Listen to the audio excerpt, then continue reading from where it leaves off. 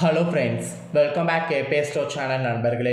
எனக்கு இந்த வீடியோவில் பார்த்தீங்கன்னு வச்சுக்கோங்களேன், மிக முக்கியமான ஒரு ஜோதிட ஆன்மீக தாள்களை தான் இப்போ இந்த வீடியோவில் அதிரடியாக பார்க்க போகிறோம். ஸோ ஆடி முடிஞ்சு ஆவணியானது வந்துருச்சுங்க.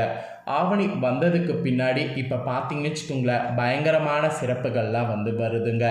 அந்த வகையில் செப்டம்பர் மாதம் 7ஆம் தேதி அன்னைக்கு ஆவணியுடைய 22ஆம் நாள் அன்று பார்த்தீங்கன்னு வச்சுக்கோங்களேன், சனிக்கிழமை. அன்று வரக்கூடிய சனிக்கிழமை சாதாரணமாக வரக்கூடிய சனிக்கிழமை கிடையாது. ரொம்ப முக்கியமான ஒரு சனிக்கிழமை என்று சொல்லலாம். அப்படி என்ன முக்கியமான சனிக்கிழமைன்னு கேட்குறீங்களா? அன்று பார்த்தீங்கன்னு வச்சுக்கோங்களேன், ஆவணியிலுடைய மிக முக்கியமான விநாயகர் சதுர்த்தியானது வருது. இந்த விநாயகர் சதுர்த்தி அன்னைக்கு விநாயகருடைய அருளை அள்ளி தரக்கூடிய இலைகள் பற்றியும், விநாயகருடைய அருளை பெறுவது மூலிமா உங்களோட ராசிக்கு சிறப்பு பலன்கள் கிடைக்கும் என்பதும் குறிப்பிடப்பட்டிருக்கு. ஸோ என்ன சிறப்பு பலன்கள் கிடைக்கும் அப்படிங்கிறத தான் இப்போ இந்த வீடியோவில் ஷேர் பண்ண போகிறேன். ஆல்ரெடி மேஷ ராசியிலிருந்து கன்னி வரையே இருக்கக்கூடிய ராசிக்காரங்களுக்கு வீடியோ போட்டிருக்கேன். இந்த வீடியோவில் கன்னிக்கு அடுத்து இருக்கக்கூடிய துலா ராசிக்காரங்களுக்கு போட போகிறேன். இந்த வீடியோ துலா ராசிக்காரங்களுக்கு ரொம்ப யூஸ்ஃபுல்லாகவும் ரொம்ப இன்ட்ரெஸ்டாகவும் இருக்கும். ஸோ துலா ராசிக்காரங்க உங்கள் ராசிக்கு என்ன மாதிரியான பலன்கள் கிடைக்கும் அப்படிங்கிறத இந்த வீடியோவில் தெரிஞ்சுக்குங்க. உங்கள் ராசிக்கு இந்த விநாயகர் சதுர்த்திக்கு பிறகு என்ன மாதிரியான சிறப்பு பலன்கள் கிடைக்கும் அப்படிங்கிறத ஜோதிடர்கள் துல்லியமாக கணிச்சிருக்காங்க. அவங்க கணிச்ச அந்த துல்லிய பலன்களை இப்போ நான் உங்களுக்கு எக்ஸ்பிளைன் பண்ண போகிறேன். அதை எல்லாத்தையுமே தெளிவாக இந்த வீடியோவில் நோட் பண்ணிக்கோங்க. அதுக்கு முன்னாடி ஆவணி சதுர்த்தியுடைய சிறப்பையும், இந்த ஆவணி சதுர்த்தியில் விநாயகர் அருளை பெறுவதற்கு நாம் என்ன மாதிரியான இலைகளை பயன்படுத்தணும் அப்படிங்கிறத சொல்கிறேன். அந்த இலைகள் பற்றி தெரியாதவங்க துலா ராசிக்காரங்க முதல்ல அதை தெரிஞ்சுக்குங்க. அதுக்கப்புறம் உங்களுக்கான சிறப்பு பலன்கள் நீங்கள் என்ன பெறுவீங்களோ அதை இப்போ இந்த வீடியோவில் அதிரடியாக பார்க்கலாம். இந்த ஆண்டு விநாயகர் சதுர்த்தி பார்த்தீங்கன்னு வச்சுக்கோங்களேன், 2024 சனிக்கிழமை வருது. இந்த நாள் இந்துக்களால் மிகவும் விமர்சையாக கொண்டாடப்படக்கூடிய ஒரு நாள் ஆகும்.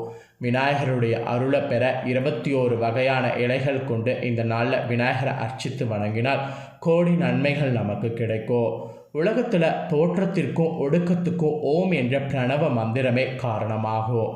அப்பேற்பட்ட பிரணவ மந்திர சொரூபமாக திகழ்பவர் விநாயக பெருமான்.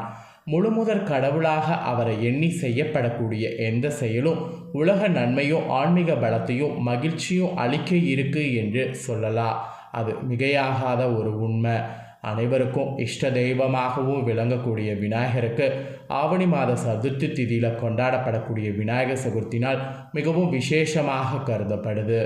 அனைத்து காரியங்களையும் விநாயகர் வழிபட்டே செய்ய வேண்டும் என்பது இந்துக்களுடைய ஐதீகம். அந்த வகையில் விநாயகரை இந்த நாளில் எந்த இலை கொண்டு வழிபட்டால் என்ன பலன் கிடைக்கும் என விநாயகர் புராணத்தில் கூறப்பட்டிருக்கு. அதை தான் இந்த வீடியோவில் சொல்ல போகிறேன். மகப்பேறு பெற மருத இலையை கொண்டு அர்ச்சனை பண்ணும். எதிரிகளுடைய தொல்லை நீங்க அரச இலை கொண்டு அர்ச்சனை பண்ணும். இதர துன்பங்கள் நீங்க அகத்தி இலை கொண்டு அர்ச்சனை பண்ணும். சுகமான வாழ்வு பெற வில்வ இலை கொண்டு அர்ச்சனை பண்ணும். சுகமான வாழ்வில் நமக்கு வெற்றி பெறுவதற்கு வெள்ளருக்கு இலையை கொண்டு அர்ச்சனை பண்ணும். புகழ் பெற மாதுளை இலையை கொண்டு அர்ச்சனை பண்ணும். லக்ஷ்மி கடாட்சம் பெற கண்டங்கத்திரி இலையை கொண்டு அர்ச்சனை பண்ணும். இதோடு மட்டும் இல்லாமல் அருகம்புல், செம்பருத்தி, வெள்ளருக்கு, மாவிலை இவைகளை கொண்டும் விநாயகரை அர்ச்சனை செய்யலாம். இதெல்லாம் கொண்டு விநாயகரை அர்ச்சனை செய்யும்போது விநாயகர் பெருமானுடைய பூரண ஆசீர்வாதம் நமக்கு கிடைக்கும். விநாயகர் சதுர்த்தி அன்று இந்த அற்புதமான நாளில் தும்பிக்கையான நம்பிக்கையோடு நாம் வழிபடணும். இந்த இலைகளை அர்ச்சனை செய்து சகல சௌபாக்கியங்களும் கிடைத்து சிறப்பாக வாழலாம். நம்மள நிறைய பேருக்கு பார்த்திங்கன்னு வச்சுக்கோங்களேன், விநாயகர் சதுர்த்தி அன்னைக்கு ஒரு சாதாரண நாள்னு நினச்சிட்டு கடந்து போயிடுறோம். நம்மள நிறைய பேர் அந்த மாதிரி கடந்து போகிறதுனால தான் நிறைய விதமான ப்ராப்ளங்களை உடல் ரீதியாகவும் நம்ம வாழ்க்கை ரீதியாகவும் பார்த்துட்ருக்கோம். அந்த மாதிரி உடல் ரீதியாக வாழ்க்கை ரீதியாக இனி ஆபத்துக்களை பார்க்கக்கூடாது அப்படிங்கிறதுனால தான் இந்த வீடியோவில் நாளை நாளுடைய சிறப்பை ஷேர் பண்ணேன். அதாவது நாளை நாளுடைய சிறப்புனா இந்த சதுர்த்தி அன்னைக்கு நாம் பண்ண வேண்டிய அந்த பரிகாரங்களை ஷேர் பண்ணேன். ஸோ கண்டிப்பாக அந்த பரிகாரங்களை நீங்கள் இந்த வீடியோவில் தெரிஞ்சிருப்பீங்க. ஸோ தெரிஞ்சதுக்கேற்ப கண்டிப்பாக துலா ராசிக்காரங்க உங்களுக்கு கிடைக்கக்கூடிய இலைகளை கொண்டு அர்ச்சனை பண்ணிடுங்க. இப்போ உங்களோட ராசிக்கு இந்த விநாயகர் சதுர்த்தியிலிருந்து சிறப்பு பலன்கள் கிடைக்கும் என்று சொன்னால, அது என்ன மாதிரியான சிறப்பு பலன்கள் கிடைக்கும், என்ன மாதிரியாக நீங்கள் அதுக்கு நடந்துக்கணும் அப்படிங்கிறத உங்களுக்கு இப்போ எக்ஸ்பிளைன் பண்ணுறேன். அந்த சிறப்பு பலன்களை பற்றி தெரிஞ்சுக்குங்க. வாங்க பலன்கள் பார்க்கலாம். துலா ராசிக்கார அன்பர்களுக்கு இந்த விநாயகர் சதுர்த்திக்கு பிறகு எந்த கட்டத்திலும் முக்கியத்துவம் உங்களுக்கு உண்டு என்பதை புரிந்து செயல்படணும். எங்கு உங்களுக்கான ஒரு தனி செல்வாக்கு இருக்கோ அந்த இடத்துல நீங்கள் நல்லா இறங்கி இருக்கணும். அதாவது எங்கே உங்களுக்கு ஒரு தனி செல்வாக்கு இருக்கோ அந்த இடத்த சூஸ் பண்ணி அங்கே உங்களோட பேச்சு திறமையை காட்டணும், உங்களுடைய திறமையை வெளிப்படுத்தணும். இந்த விநாயகர் சதுர்த்தியிலிருந்து நீங்கள் அந்த மாதிரி செயல்படணும் என்று உங்களுக்கு எச்சரிக்கையானது விடுக்கப்பட்டிருக்கு. மேலும் இந்த விநாயகர் சதுர்த்திக்கு பிறகு உங்களுக்கு இன்னும் பலவிதமான சிறப்பு பலன்கள் கிடைக்குமா, அது என்னென்ன சிறப்பு பலன்கள் அப்படிங்கிறத உங்களுக்கு எக்ஸ்பிளைன் பண்ணுறேன். அந்த சிறப்பு பலன்களை நோட் பண்ணிக்கோங்க. உத்தியோகத்தில் உங்களுக்கு கீழே பணி செய்யக்கூடிய உத்தியோகர்களிடம் ஏற்றத்தாழ்வினை பார்க்காம அவர்களோடு சுமூகமாக பழகி வரணும். அந்த மாதிரி பழகி வருவதன் மூலம் உங்கள் பணிகளில் எந்தவித குறைபாடும் ஏற்படாமல் பார்த்து கொள்ளலாம். ஸோ உங்களுடைய உத்தியோகத்தில் பார்த்தீங்கன்னு வச்சுக்கோங்களேன், ஃபஸ்ட்டு நீங்கள் ஃபாலோ பண்ண வேண்டிய விஷயமே இதுதான். அதாவது உங்களுடைய கீழே வேலை செய்யக்கூடிய உத்தியோகத்தில் ஏற்றத்தாழ்வுகள்லாம் பார்க்கக்கூடாது. நீங்களும் வேலை செய்கிறீங்க, அவங்களும் வேலை செய்கிறாங்க. அவங்க உங்களுக்கு கீழே வேலை செய்கிறதுனால அவங்களோட நீங்கள் மேலே கிடையாது. இந்த மாதிரி ஆணவங்கள்லாம் தூக்கி போட்டு உங்கள் பணிகளில் எவ்விதமான குறைபாடு ஏற்படாமல் பார்த்து கொள்வதற்கு அவங்க கூட சகஜமாக பழகணும். இது உங்களுக்கு ஒரு எச்சரிக்கையாகவே சொல்லப்பட்டிருக்கு. இந்த விநாயகர் சதுர்த்திக்கு பிறகு இந்த மாதிரி உத்தியோகத்தில் இருக்கிறவங்க செயல்படணும். அப்புறம் வியாபாரம் செய்யக்கூடியவங்க வியாபாரத்தில் வாடிக்கையாளர்கள் கிட்டலாம் கோபப்படக்கூடாது. வாடிக்கையாளர்கள் தான் நம்மளுக்கு கடவுள் மாதிரி. வாடிக்கையாளர்கள் நம்ம சந்தோஷமாக வைத்துக்கிட்டாவே நம்ம வியாபாரத்தில் எந்த பாதிப்பும் இருக்காது. அதனால் வியாபாரத்தில் வியாபாரக்காரங்க நீங்கள் உங்கள் வாடிக்கையாளர்கள் கிட்ட கோபப்படக்கூடாது. கோபப்பட்டால் உங்களுக்கு தான் நஷ்டம் என்பதை புரிந்து கொள்ளுங்க.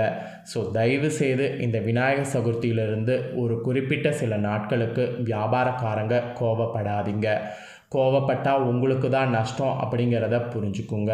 ஸோ உத்தியோகத்துலேயும் கொஞ்சம் விழிப்புணர்வோடு இருக்கணும், தொழில் வியாபாரத்துலேயும் விழிப்புணர்வோடு இருக்கணும். என்னடா இப்படி விழிப்புணர்வோடு இருக்கணுமே, அப்போ இந்த விநாயகர் சதுர்த்தி எங்களுக்கு ரிஸ்கா அப்படிலாம் சொல்லி பயப்பட வேண்டாம். கிரகநிலைகள் உங்களுக்கு சாதகமற்று இருக்குது, அதனால் கொஞ்சம் ரிஸ்க்கு. அது இந்த விதத்தில் உங்களுக்கு கேட்கும், இந்த 2 விதத்தில். அதனால் இந்த 2 விதத்தில் நீங்கள் கவனமாக இருக்கணும் என்று சொல்லப்பட்டிருக்கு. மற்றபடி நீங்கள் ரொம்ப பயந்துக்கலாம் வேண்டியது கிடையாது. அப்புறம் குடும்ப ரீதியாக பார்க்கும்போது குடும்பத்தில் தலைவிகள் உங்கள் குடும்ப செலவில் ஒரு பகுதியை சேர்த்து வைத்து அதில் வீட்டுக்கு தேவையான பொருட்களை வாங்கி வீட்டினரை மகிழ்ச்சியில் ஆழ்த்துவாங்க. இந்த மாதிரியான ஒரு சில அதிசயமும் உங்கள் ராசிக்கு நடக்க சான்ஸ் இருக்குது. இந்த மாதிரிலாம் நடக்கும்போது அது உங்களுடைய செலவை கண்ட்ரோல் பண்ணும், அது ஒரு மனதுக்கு ஒரு திருப்தியும் தரும். அப்புறம் கலைஞர்களுக்கு கலைத்துறையில் உள்ளவர்கள் எப்பொழுதுமே பார்த்தீங்கன்னு வச்சுக்கோங்க, உங்கள் எதிர்பாலினத்திடம் கவனமாக பழகிறது நல்லது. இல்லைனா தேவையற்ற கிரகங்களுடைய இதில் தேவையற்ற கிசுக்களில் நீங்கள் மாட்டிக்கிற மாதிரி இருக்குது.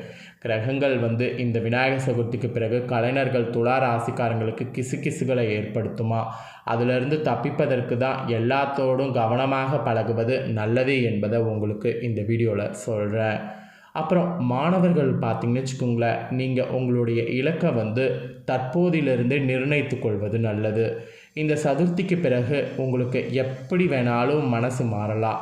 அதனால் ஃபஸ்ட்டே நிர்ணயித்து கொள்ளுங்க. இல்லைன்னா வச்சுக்கோங்களேன், பின்னாடி ரொம்ப குழப்பம் அடையக்கூடும். அதிக மதிப்பெண்களை பெறுவதற்கு புரிந்து படிக்கிறது நல்லது. எந்த அளவுக்கு புரிந்து படிக்கிறீங்களோ அந்த அளவுக்கு உங்களுக்கு எக்ஸாம் டைமில் நல்லா ஈஸியாக இருக்கும், இல்லைனா ரொம்ப கஷ்டம். ஆக மொத்தம் துலா ராசிக்காரங்களுக்கு இந்த விநாயகர் சதுர்த்திக்கு பிறகு சிறப்பு பலன்கள்னு பார்க்கும்போது இந்த மாதிரி தாங்க இருக்குது. ஸோ கொஞ்சம் கவனமாக தான் இருக்கணும். நீங்கள் பண்ண வேண்டிய பரிகாரம் என்னென்னா, புதன்கிழமை விநாயகரை தரிசிக்கிறது நல்லது. இந்த ஒரு விஷயத்தை நீங்கள் செய்து வரக்கூடிய பட்சத்தில் உங்களுக்கு ஏற்படக்கூடிய ப்ராப்ளங்கள் ஓரளவு குறையும்.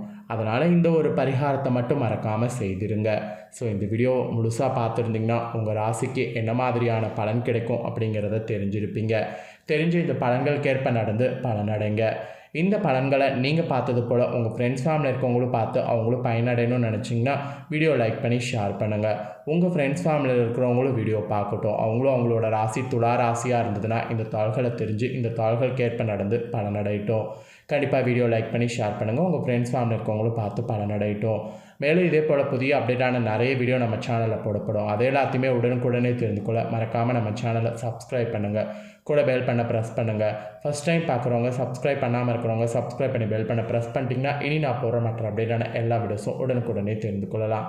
ஸோ மறக்காமல் பண்ணுங்கள். சுவாரஸ்யமாக வேறோட வீடியோவில் உங்களை சந்திக்கிறேன். தேங்க்யூ.